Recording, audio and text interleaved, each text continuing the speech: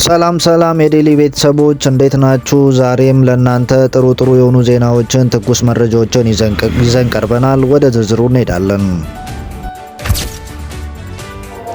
ታላቁ የጎዳና የኢፍጣር ቁርአን ውድድር የፊታችን እሁድ አዲስ አበባ ይካሄዳል። የኢትዮጵያ እስልምናዎች ጉዳዮች ጠቅላይ ምክር ቤት ሀገር አቀፍ የቁርአን ውድድር እና ታላቁ የጎዳና ላይ የኢፍጣር ስነ ስርዓት በመጪው እሁድ መጋቢት 7 2017 በአዲስ አበባ እንደሚካሄድ አስታውቋል። የቁርአን የእውቀት የሰላም ምንጭ በሚል መርህ ሀሳብ ሀገር አቀፍ የቁርአን ውድድር ማጣሪያ መድረክ በአዲስ አበባ እየተካሄደ ነው። የኢትዮጵያ እስልምና ጉዳዮች ጠቅላይ ምክር ቤት ፕሬዝዳንት ጽሕፈት ቤት አቶ ኡስታዝ አቡበከር አህመድ በዚህ ወቅት እንዳሉት ቁርአን በሁሉም መስክ የሰዎችን ሕይወት በቀና መንገድ በመምራት ለማህበረሰብ ከፍታ መሰረት መሆኑን የቻለ ነው።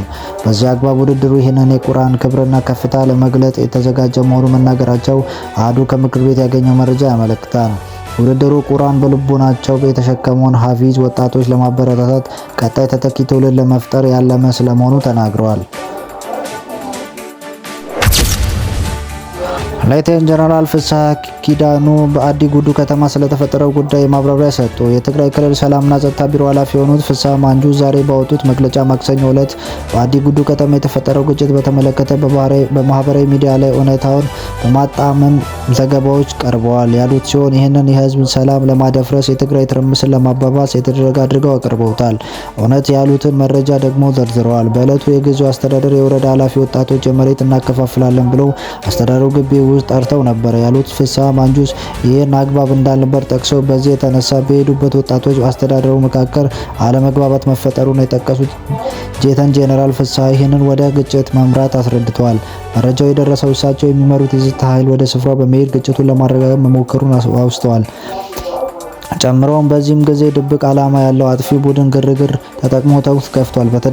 በተደረገው የተኩስ ልውውጥ 4 ሰዎች ቆስለዋል ብሏል። ግጭቱ ከህዝቡ ኃይል አቅም በላይ የሚሆንበት ወቅት የቲዲኤፍ ድጋፍ በመጠየቁ የሰራዊት አባላት በስፍራው መገኘታቸውን ጨምረው አስታውሰዋል። በግጭቱ ላይ የተሳተፉት ግለሰቦች የጸጥታ ኃይል በቁጥጥር ስር ማድረጉን አስረድተዋል። ከመቀሌ አቅራቢያ የምትገኘው የአዲ ጉዱ ከተማ ከትላንት ወዲያ በተፈጠረው ግጭት የቲዲኤፍ አባላት በሰዎች ላይ ጉዳት ማድረሳቸው መዘገቡ ይታወሳል። ለዚህ ምክንያት በዶክተር ደብረጽዮን የተሾሙት የከተማው ከንቲባ ማህተምና የቢሮው ቁልፍ ለመውሰድ በመጠየቃቸው እንደሆነ ተዘግቧል። ከግጭት በኋላም እነዚህ አካላት ቢሮውን ለመቆጣጠር መቻላቸው ይታወቃል። ይህንን በተመለከተ ዛሬ ማስተባበያ የሰጡት ሌተና ጀነራል ፍስሐ ማንጁስ በአቶ ጌታቸው ረዳ እገዳ ከጣለባቸው መካከል አንዱ መሆናቸው የሚታወቅ ነው። የኤርትራ መንግስት ምላሽ ሰጠ። ኤርትራ የፕሪቶሪያው ስምምነት የማፍረስ ምንም ፍላጎት የላትም ሲሉ የኤርትራ መረጃ ሚኒስቴር አስታወቁ። የኤርትራ ጦር በኢትዮጵያ ትግራይ ክልል አለ የሚለው ተደጋጋሚ የሆነ በተወሰኑ አካላት የሚነሳ ውንጀላ ፍጹም ሐሰትና ግጭት ለመቀስቀስ ምክንያት ለመፍጠር የኤርትራ ወታደሮች ሙሉ በሙሉ በሉዓላዊ ግዛታቸው ውስጥ ተሰማርተው ይገኛሉ ሲሉ አቶ የማነ ገብረ መስቀል ገልጸዋል። ሚኒስትሩ አክለውም ከዚህ ቀደም በብዙ አጋጣሚዎች በማያሻማ መልኩ እንደተገለጸው ኤርትራ የፕሪቶሪያው ስምምነት ለማፍረስ ምንም ፍላጎት የላትም በመሰረቱም ስምምነቱ የኢትዮጵያ ውስጥ ጉዳይ ነው ብለዋል። በተመሳሳይ ኤርትራ በውሃት ፖለቲካ አንጃዎች ውስጥ የተፈጠረው ውስጥ ሽኩቻ የማባባስ ፍላጎት የላትም። ይህንን በትግራይ ህዝብ ላይ አስፈላጊና ሊወገድ የማይችል ስቃይ ያስከትላል ብለዋል። በቀይ ባህር ዙሪያ የተለያዩ የኢትዮጵያ ፖለቲካ ኃይሎች ሌት ተቀን የሚያወጡት የሚያቋርጥ ግጭት ተቀስቃሽ መግለጫዎች ለአስፈላጊ ውጥረት አባባሽ ምክንያት ሆነው ቀጥለዋል ያሉት ሲሆን ይህ ያለምንም ማወላወል በጠንካራ ሁኔታ መወገዝ አለበት ሲሉ የኤርትራ መረጃ ሚኒስትር አቶ የማነ ገብረ መስቀል ማህበራዊ ትስስር ገጻቸው ባጋሩት መልእክት አስታውቀዋል። በመቀጠል ሊዝ የአዲስ አበባ ከተማ አስተዳደር የመሬት ልማት አስተዳደር ቢሮ 5ኛ ዙር የመሬት ሊዝ ጨረታ አውጥቷል። የቢሮ በ5ኛ ዙር ጨረታ የቀረበው መሬት በአራዳ፣ በየካ፣ በአቃቂ ቃሊቲ፣ በአዲስ አበባ ከተማ፣ በለሚ ኩራ፣ በጉልላይ፣ በቂርቆስ ክፍለ ከተሞች የሚገኙ የተለያዩ አገልግሎቶች የተዘጋጁ ቦታዎች እንደሆኑ ገልጸዋል። በዚህም ዙር 427 የሚሆኑ ለጨረታ መቅረባቸው ተጠቁመዋል። በተለይም አቃቂ፣ ንፋስ ስልክ ላፍቶ ክፍለ ከተማ በርካታ ስፋት ያላቸው ቦታዎች መቅረባቸው ነው የተነገረው። በ5ኛ ዙር የሊዝ ጨረታ ለመሳተፍ የሚፈልጉ ተጫራቾች ለአንድ ጨረታ ሰነድ የማይመለስ 2300 ብር በቴሌ ብር በመክፈል የጨረታውን ሰነድ እስከ መጋቢት 12 ቀን 2017 ቀን 9 ሰዓት ድረስ ላይ መግዛት እንደሚችሉ ተገልጿል። በሌላ በኩል ተጫራቾች በቦታው ላይ በሚገኙበት ቦታ በመሄድ አጠቃላይ ቦታዎቹን ሁኔታ በማየት ዋጋ ማቅረብ አለባቸው ተብሏል። ተጫራቾቹ በአንድ የጨረታ ዙር ከአንድ ቦታ በላይ መጫረት እንደማይችሉ ተገልጿል። ተጫርቶ ቢገኙ ግን ከጨረታ ውጪ እንደሚሆኑ ተመልክቷል። ተጫራቾች የሚወዳደሩበት ቦታ ስፋት በመነሻ ዋጋ ተባዝቶ ከሚገኘው ጠቅላላ ዋጋ 50 በመቶ ጨረታ ማስረከብ፣ ዋስትና በባንክ ክፍያ ማያያዝ፣ ሲፒኦ ለየቦታው ኮድ ማስያዝ ይኖርባቸዋል። ይህ ሳይሆን ቢቀር ወይም 50 በመቶ ቢያንስ ተጫራቾች ያለምንም ቅድመ ሁኔታ ከውድድሩ ይሰረዛሉ። አንድ ተጫራች ሌላ በሰጠው ዋጋ ላይ ተንተርሶ ዋጋ ማቅረብ እንደማይችል ተገልጿል። ሌላው ከአዲስ አበባ ውጭ ከሚገኙ ባንኮች ሲፒኦ ሲሰራ አዲስ አበባ ከሚገኙ ባንኮች ጋር በኔትወርክ የተያያዘ መሆን ያለበት ሲሆን ይህ ሳይሆን ቀርቶ ችግር ቢፈጠር እኔ አልጠየቅም ብሏል ቢሮው። የኢትዮጵያ ካፒታል ገበያ ባለስልጣን የሰነድ ማስረከቢያ ጊዜ አራዘመ። የኢትዮጵያ ካፒታል ገበያ ባለስልጣን የህዝብ ተያያዥ ኩባንያዎች አስፈላጊ ሰነድና መረጃዎች እንዲያቀርብ የተሰጠው ቀን ገደብ ለ1 ወር ማራዘሙን አስታወቀ። ባለስልጣኑ ቀደም ሲል ባወጣው መግለጫ መሰረት ኩባንያዎች ከመጋቢት 4 2017 ድረስ ሰነዶች መረጃዎች እንዲያቀርቡ አሳስቦ ነበር። ነገር ግን ከኩባንያዎቹ የቀረቡት ጥያቄዎች እና ተጨማሪ መረጃዎች ለመቀበል እንዲቻል የጊዜው ገደብ እስከ ሚያዝያ 1 ቀን 2017 ድረስ ተራዝሟል። ይህ ማራዘሚያ አስፈላጊው መረጃ እስካሁን ላላቀረቡ ኩባንያ የመጨረሻ እድል እንደመሆኑ የተገለጸ ሲሆን ባለስልጣኑ ኩባንያ የተራዘመውን ጊዜ በአግባቡ በመጠቀም አስፈላጊ ሰነዶች መረጃዎች እንዲያቀርቡ አሳስበዋል። ማራዘሚያው ከ50 በላይ አክሲዮን ባለቤቶች ያላቸውና በአሁኑ ወቅት አክሲዮን ለህዝብ ሽያጭ በማቅረብ ላይ ያሉ ኩባንያዎች ይመለከታል።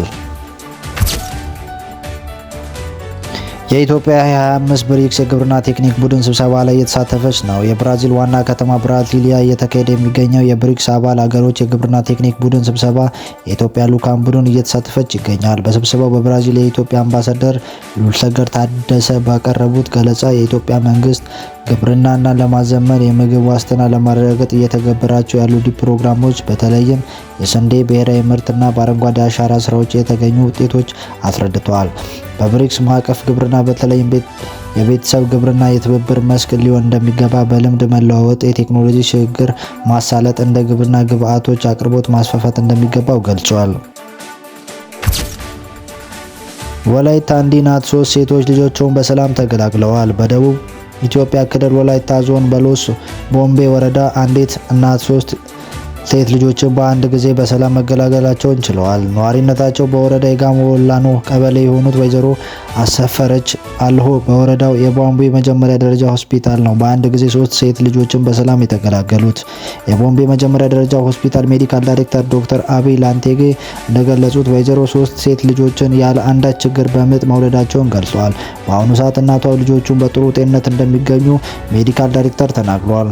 ፈጣሪ በስራው ትክክል ነው ያሉት ወይዘሮ አሰፈረች እስካሁን ድረስ በተለያዩ መንገድ ከኔ ሳይርቁ ሲያግዙ ለቆዩ የሆስፒታል ጤና ባለሙያዎች ምስጋና ይድረሳቸው ብለዋል።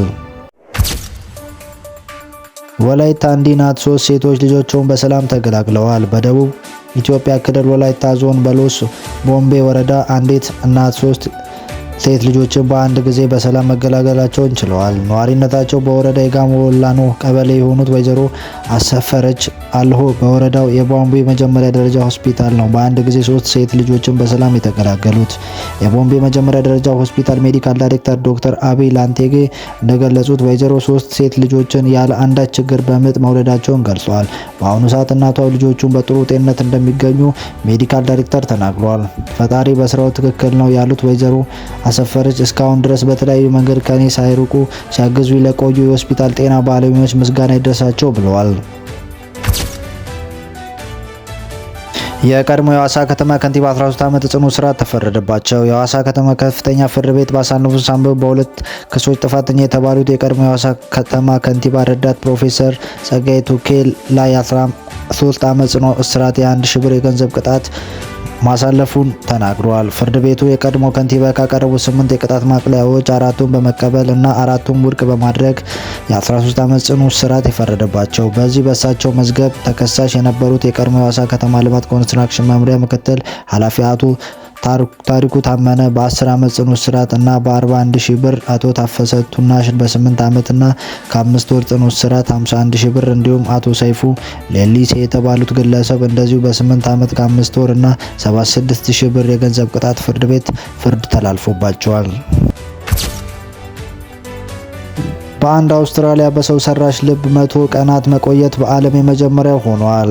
አንድ የልብ ድካም ያለበት አውስትራሊያዊ እስከዛሬ ታይቶ በማይታወቅ መልኩ ከ100 ቀናት ሙሉ በሙሉ ሰው ሰራሽ በሆነ የልብ በመቆየት የመጀመሪያው ሰው ሆኗል።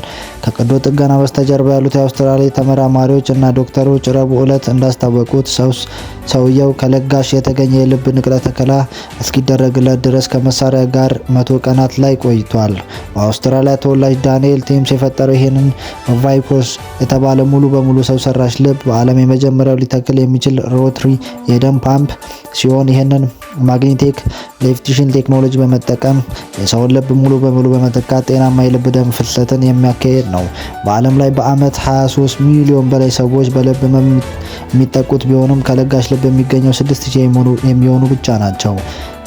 አክለውም የተነደፈው የልብ ንቅለ ተከላ ለማድረግ ለጋሽ እስኪገኝ ድረስ ታማሚ በህይወት ለማቆየት እንደ ማቆያ ቢሆንም በባይርኮር የረጅም ጊዜ ራያ ታማሚዎች የልብ ንቅለ ተከላ ሳያስፈልጋቸው መሳሪያ ብቻ እንዲኖሩ ማስቻል ነው።